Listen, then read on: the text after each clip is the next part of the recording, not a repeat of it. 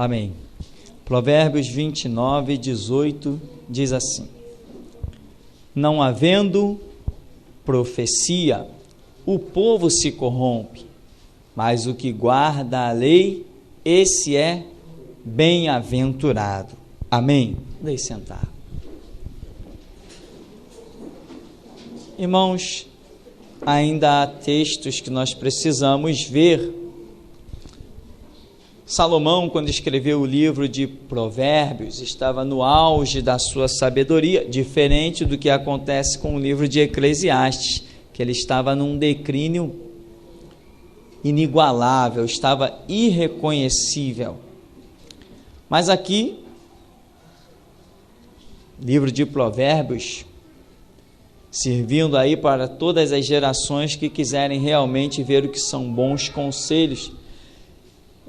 E ele solta esse provérbio aqui, na sequência de várias coisas que ele vem falando. Os provérbios, eles não se ligam um no outro, não são contextos diretos.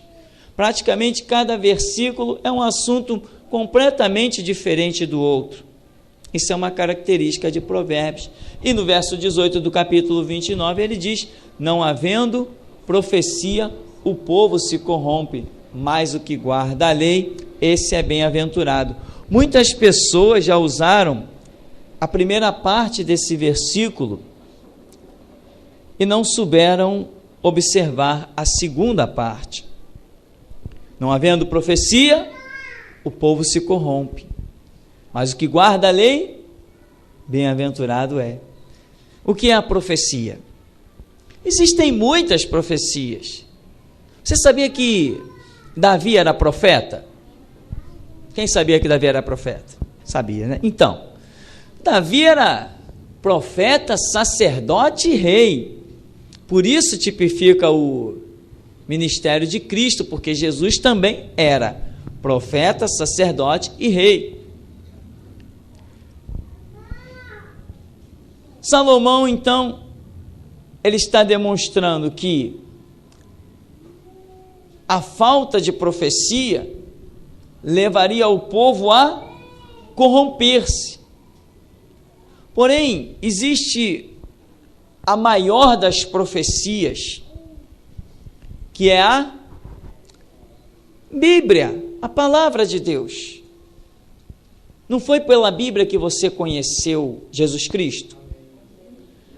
E até mesmo existem outros ministérios, chamados ministérios proféticos. Nós vamos ver homens que Deus levantava para profetizar na nação de Israel, que foi a nação marcada de geração em geração por profetas, mas estes profetas nunca estavam acima da palavra, eles nunca podiam profetizar nada contrário à Escritura.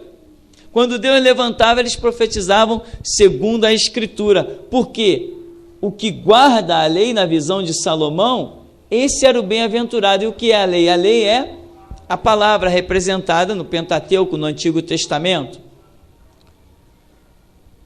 Além do ministério profético, dia a dia, nós achamos na Bíblia um homem chamado João Batista, que Jesus diz assim: o que foste ver no deserto? Um homem ricamente vestido? Não. Um profeta? Não. Por quê? Eu vos digo que muito mais que um profeta, não é verdade? Ora, como João Batista poderia ser muito mais que um profeta? Na visão dos judeus, um profeta era o máximo. E como é que Jesus fala que João Batista era mais que um profeta? Ele profetizava? Sim, ele profetizava. Olha, vem um aí após mim, eu não sou digno de desatar as correias das suas alparcas. Ele batizará com o Espírito Santo e com fogo. Ele tem na mão a pá, ele limpará a sua eira. Ele vai separar o trigo do joio. Aquilo que for palha, ele vai queimar com fogo inextinguível. Ele é um profeta. Ele está profetizando. Só que o ministério de João Batista não é marcado por profecia. É marcado por um alerta, uma restauração. Mas Jesus chega ao ponto de dizer que ele era mais que um profeta. Se você observar o texto de Tessalonicenses, abra lá se você puder, 1 Tessalonicenses, no capítulo 5, no verso 19. 1 Tessalonicenses 5, no verso 19 em diante, diz: não extingais o Espírito, não desprezeis as profecias, examinai tudo, retende o bem, abstende-vos de toda aparência do mal. Então, o que Paulo está dizendo? Não desprezeis as profecias. Estas profecias aqui, em primeira mão, eu penso que seriam coisas que estavam acontecendo dentro das igrejas, profetas. A própria Bíblia diz que Paulo era profeta. Diz que na igreja de Antioquia havia profetas. Barnabé, Saulo, eram profetas. Ora, então quando ele está dizendo não desprezeis as profecias, ele está se referindo a quê? Poderia ser as profecias do Antigo Testamento, mas aquela ninguém poderia desprezar mesmo, porque se desprezasse aquela não poderia nem se tornar um cristão. Então, pode ser que ele esteja falando de profecias do dia a dia. Porém, Paulo diz assim o quê? Examinai tudo, retende o que é bom, o bem. Em Romanos 8,16, eu considero aquela palavra de Paulo uma verdadeira dádiva para os cristãos. Ele diz o quê? O mesmo Espírito, que é o Espírito Santo, ele testifica com o nosso espírito que somos filhos de Deus. Que testificação! Então você é filho de Deus porque você recebeu a voz do Espírito Santo no seu espírito, amém? Porque nada te daria essa convicção senão o próprio Espírito Santo te falando. Porque quando você não servia a Jesus Cristo, você tinha aquela filosofia: todos somos filhos de Deus, mas a verdade é que você nunca se sentiu um filho de Deus. Você era vazio, porque não tinha testificação do Espírito Santo. E ele, se ele testifica nesse ponto tão importante em dizer que somos filhos de Deus, Jesus falou que ele nos guiaria em toda verdade. Então ele vai testificar todas as coisas. Ele vai testificar todas as coisas. Às vezes tem pessoas que se desesperam, e não é para se desesperar, porque aqui diz: examinai tudo, retende o bem. Só que você não retém o bem com o seu próprio conceito, porque a Bíblia diz, aqui está dizendo, examinai tudo, e Jesus em João 5,39, ele diz o quê? Examinai as Escrituras, é nela que você tem a vida eterna, e são elas que de mim testificam. Então o seu exame, ele não é um exame pessoal, é um exame segundo a Escritura. Amém? Porque o Espírito Santo, ele não testifica das suas próprias concepções, ele testifica da revelação da Escritura. Aí vem Mateus 6,6 e diz: tu, quando orares, entra no teu quarto, fecha a tua porta e fala com teu pai. É lá que ele vai falar contigo. É lá que ele vai dizer o que é, o que não é. Entende? Tem pessoas que se desesperam. Tem casos de pessoas desviadas por causa de uma profecia. Não há motivo para se desviar por causa de uma profecia. Se nós somos crentes com o entendimento aguçado de examinar tudo e reter o que é bom, se está escrito examinar tudo, significa que eu vou me deparar com tudo. Eu vou ver tudo, eu vou ouvir tudo. Entende, irmão? Agora, onde é que eu vou achar a verdade? Jesus falou que o Espírito Santo nos guiaria em toda a verdade, e ele deixou Mateus 6,6 para nós realmente ouvirmos a verdade. O lugar de ouvir a verdade é Mateus 6,6. Então, irmãos, você aceitou Jesus, não foi por uma profecia. Você não vai desprezar nenhuma profecia, você não pode. Paulo não era profeta? Era. Barnabé não era profeta? Era. Quando Paulo está indo para Jerusalém, profetas não se levantaram no caminho? Se levantaram. A profecia faz parte do reino de Deus? faz parte do reino de Deus. Porém, esse mesmo Paulo, ele vai dizer que a profecia é o quê?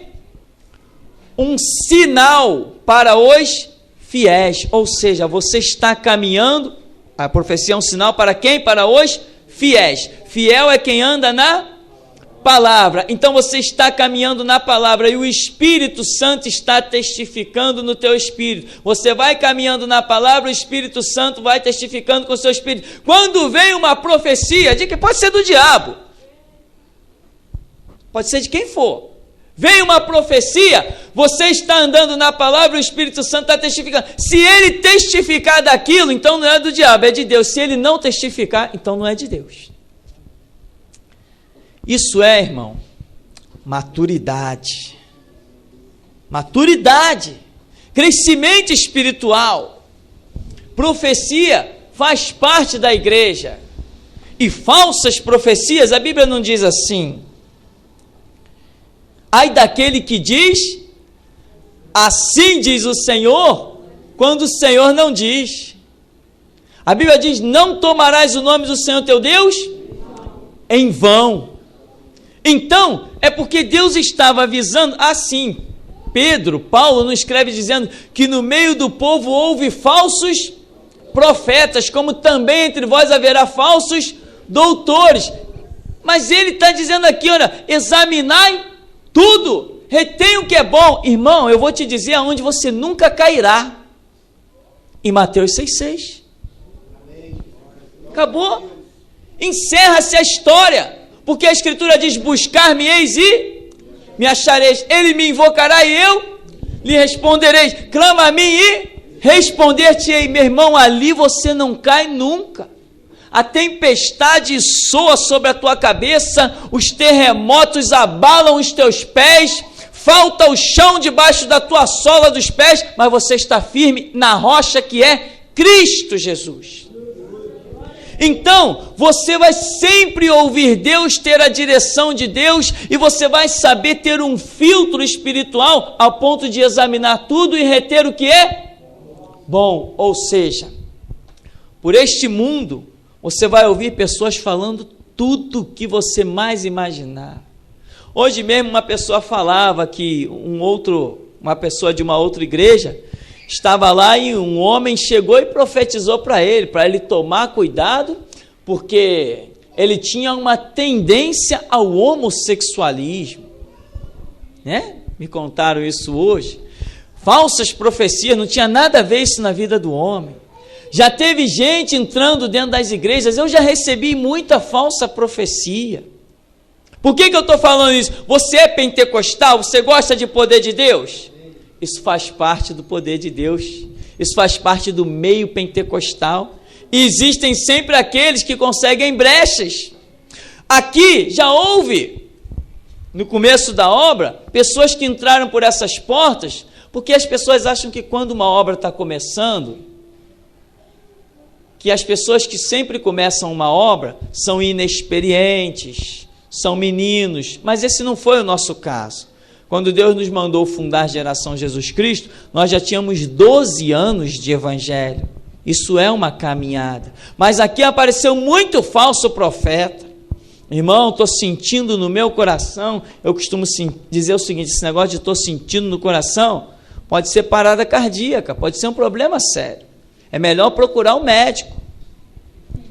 Estou sentindo no coração, não é Deus não, meu irmão.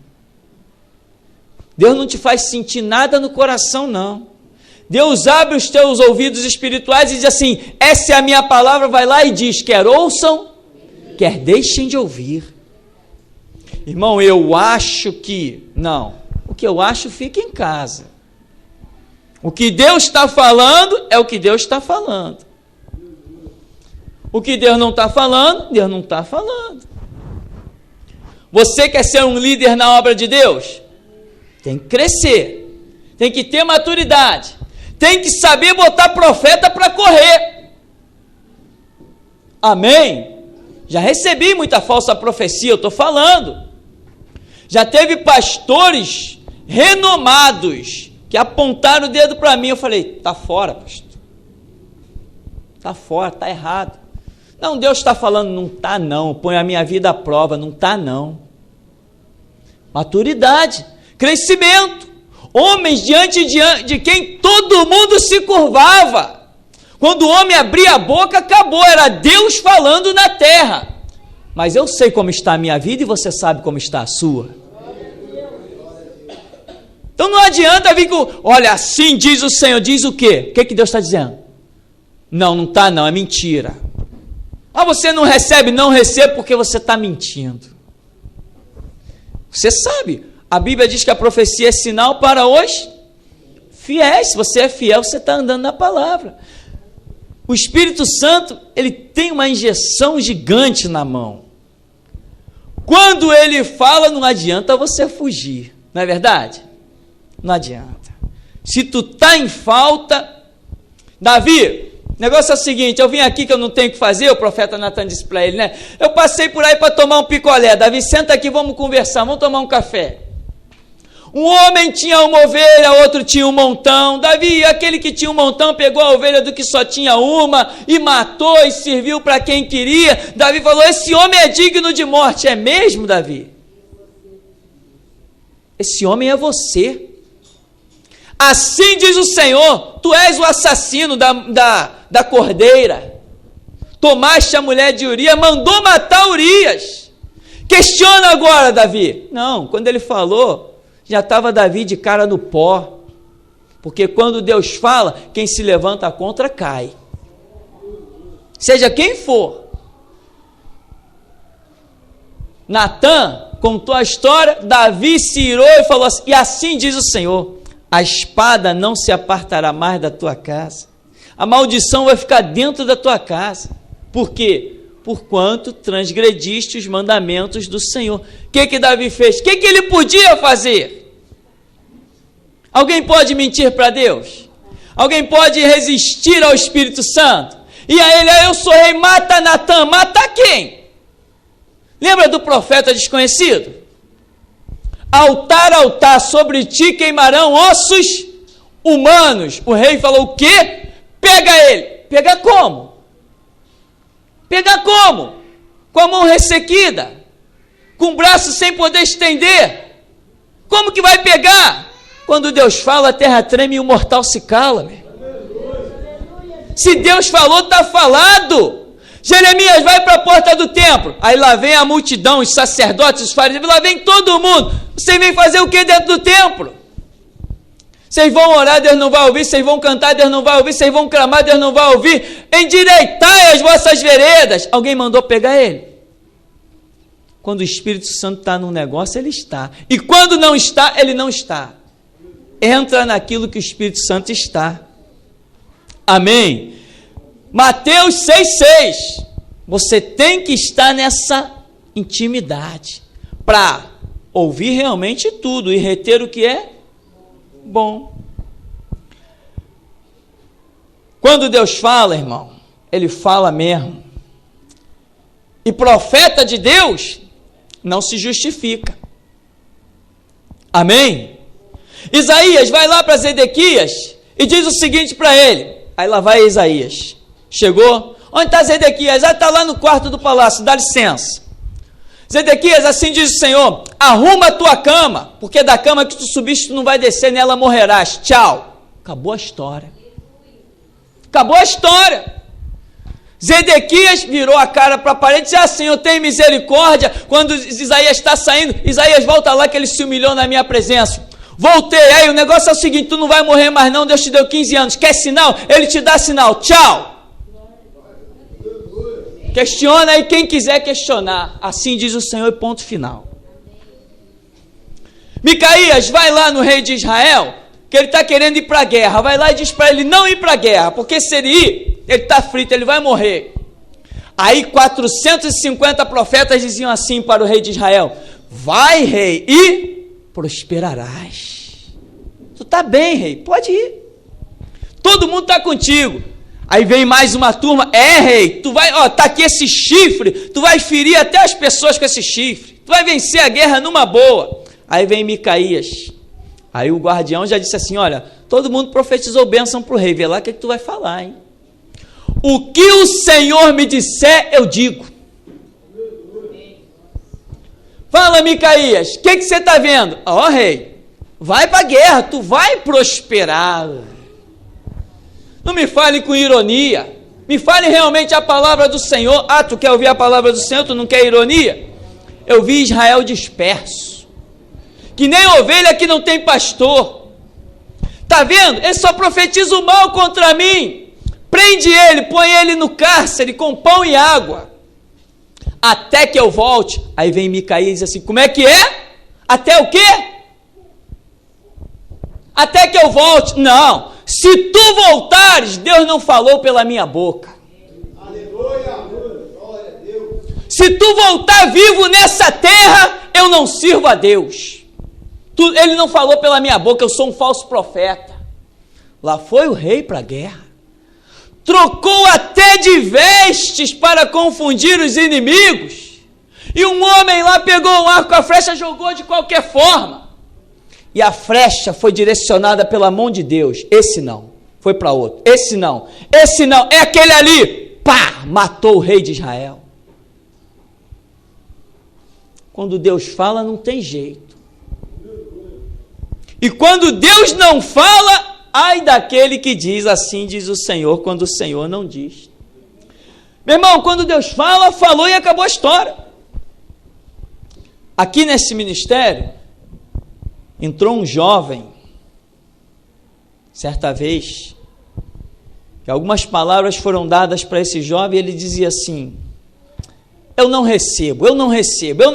Enquanto a profecia está rodando, ele está dizendo, eu não recebo. Não adiantou de nada. Ele teve que receber. Ele veio conversar comigo depois no final do culto, eu falei, rapaz, te colocaram atrás de um púlpito e vão te assassinar lá, o diabo vai te ferir atrás daquele púlpito, sai daquilo. Ele falou, não, mas eu fui ungido, eu fui consagrado. Eu falei, eu não fui. Sai daquele negócio. Não, porque eu fui isso, eu fui aquilo, eu tenho uma carreira, eu falei, olha, eu não tenho.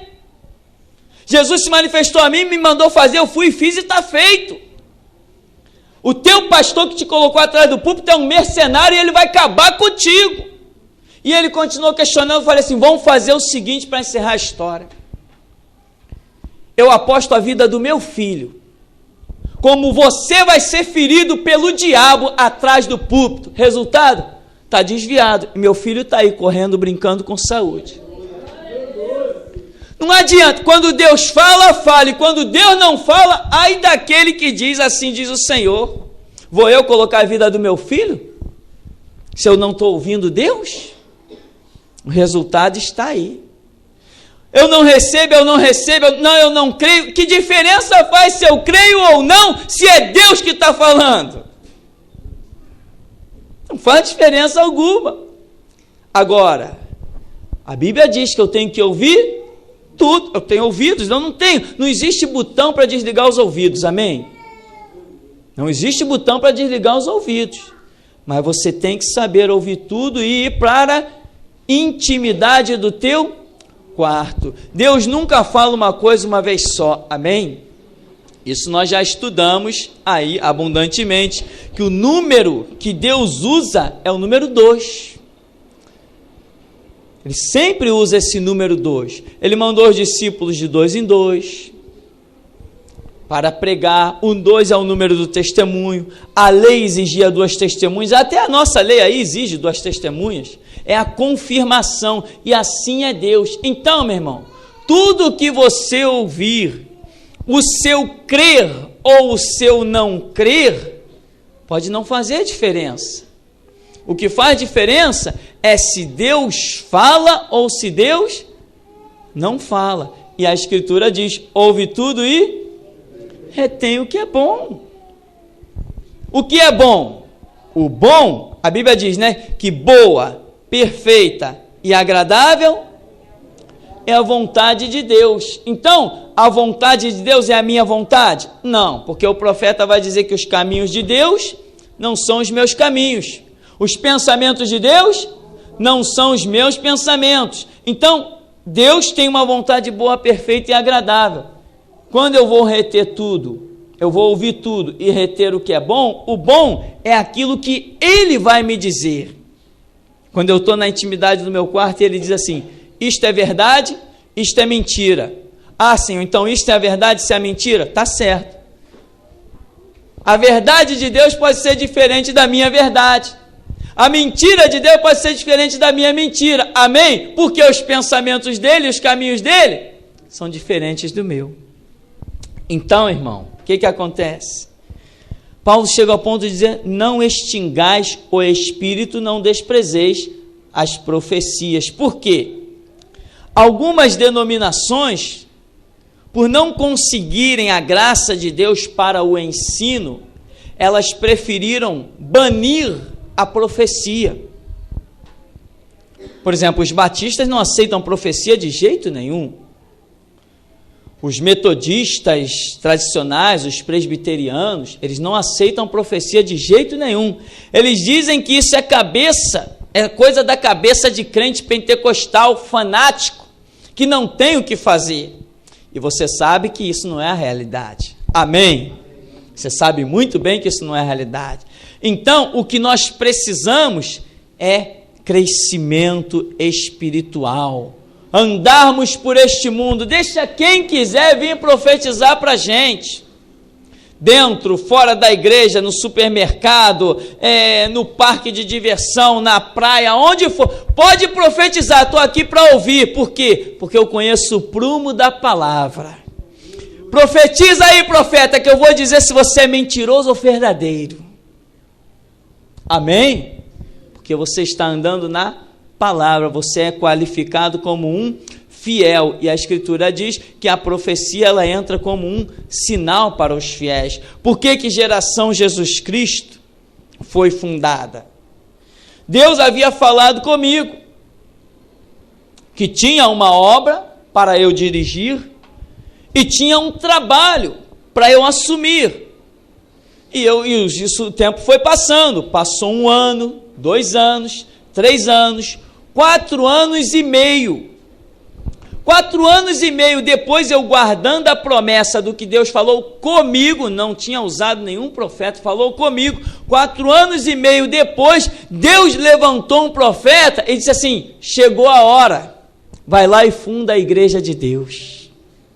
Aquilo entrou como um sinal para mim que estava guardando com fidelidade a promessa de Deus. Entende o que é a profecia?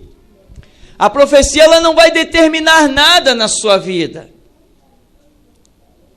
A profecia não determina, ela tem que entrar como um sinal, nunca como uma determinação, e ela nunca cancelará o seu livre-arbítrio. Amém? Para que você saiba o que é verdadeiro ou falso, eu mais uma vez vou te aconselhar Mateus 6,6. Tu, quando orares, entra no teu quarto, fecha a tua porta, fala com teu pai que te vê no oculto, te recompensará publicamente. Deus disse que se nós fôssemos clamar, ele responderias. Amém?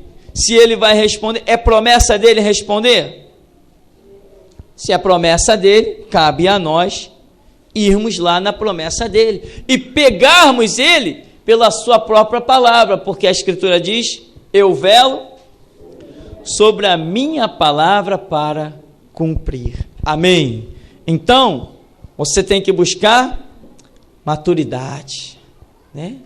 Intimidade, crescimento espiritual, conhecimento bíblico e saber que nem tudo que você vai ouvir é a verdade, nem tudo que você vai ouvir é mentira, mas isso precisa ser testificado pelo Espírito Santo. E a pergunta desta noite, você já aprendeu a discernir a testificação do Espírito Santo? Você quer sair daqui nesta noite com um sinal de Deus no teu espírito? De maneira que quando você ouça algo falso e mentiroso, o Espírito Santo te dê um sinal lá dentro do seu ser.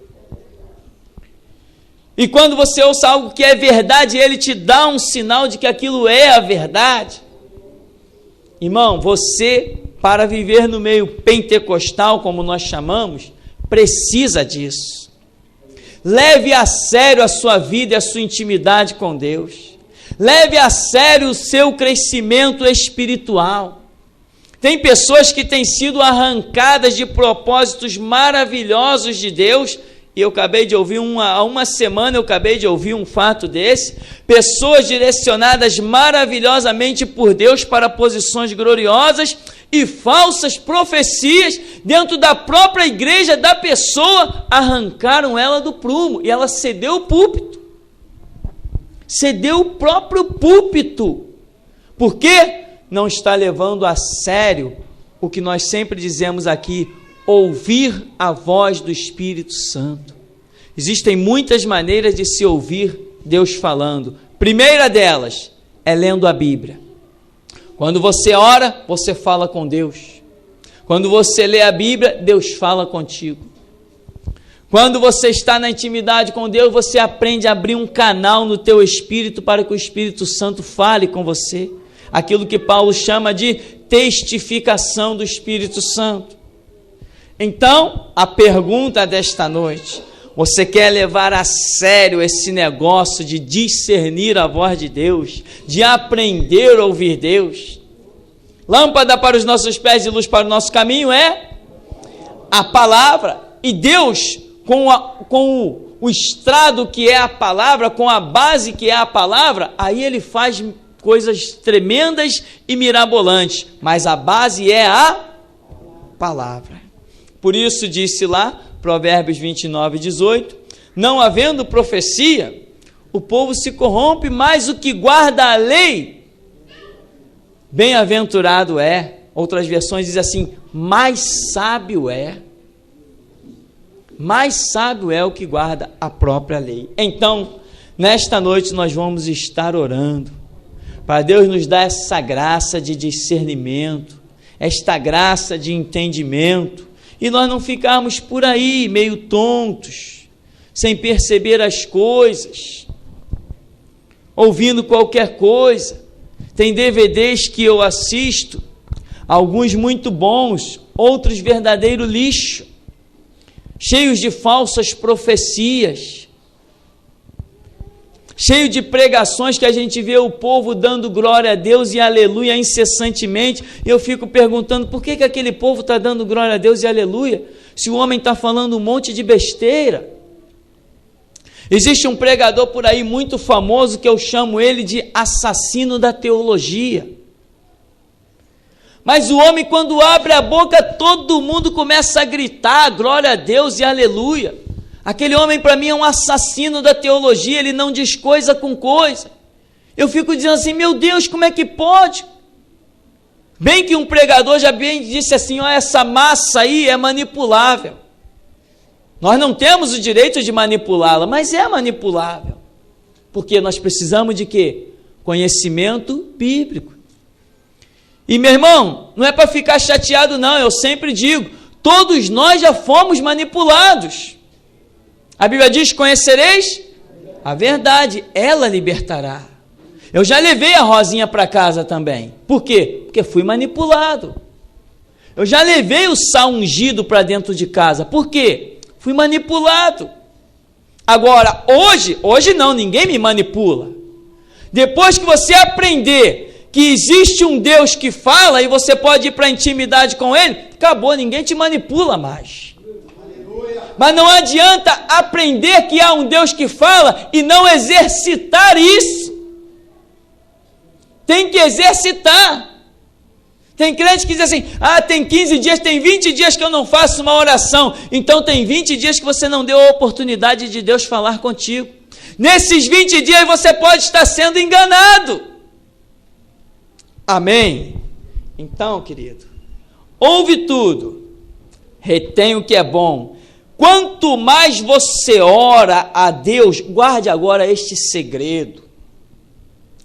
Quanto mais você desenvolve uma vida de oração com Deus, mais facilmente você percebe o mover do Espírito Santo, a testificação e a voz de Deus na sua vida.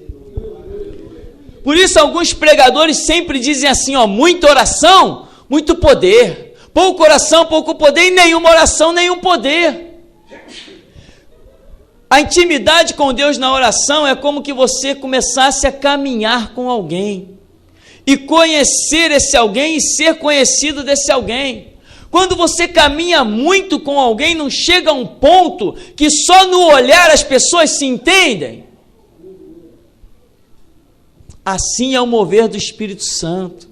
Quanto mais você caminha na intimidade da oração com Deus, mais facilmente você recebe o toque dele para discernir todas as coisas. E então, diz a Bíblia, ouve tudo e retém o que é bom. Amém. O Senhor nos abençoe em nome de Jesus.